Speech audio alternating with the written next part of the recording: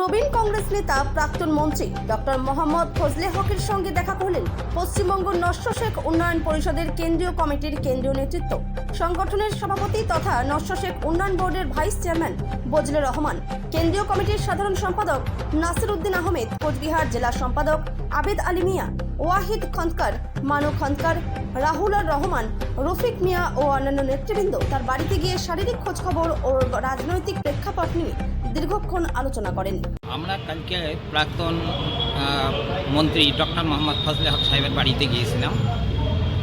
উদ্দেশ্য হলো, উনি দীর্ঘদিন ধরে রাজনীতি করেছিলেন, এখন ইনি প্রায় 91 বছর বয়সে পৌঁছে গেছেন, শেষ মুহূর্ত, আর ওনার শারীরিক অবস্থাটা অত ভালো না।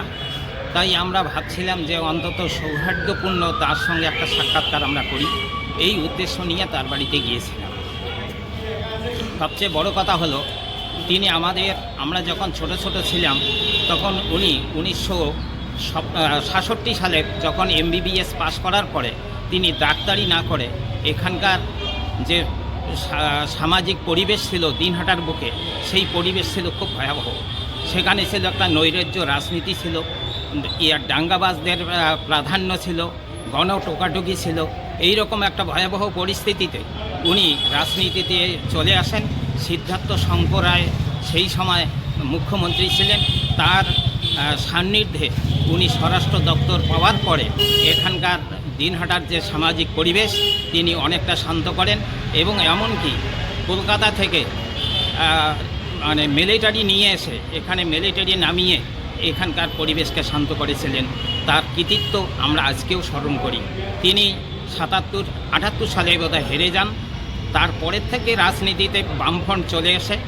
তারপরে এই যে পিরিয়ডটা তিনি যতগুলো কাজ করেছিলেন তার গুরুত্ব অনেক বেশি।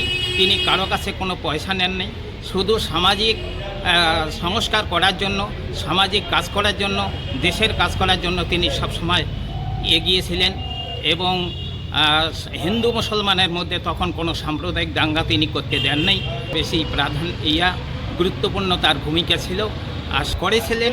তার বিনিময়ে কোনো কিছু নেন, প্রচুর পরিমাণ চাকরিও দিয়েছিলেন সবাইকে, তার বিনিময়ে কোনো কিছু এই রকম আজকের সমাজে খুব দুর্বিষহ পাওয়া বড় মুশকিল।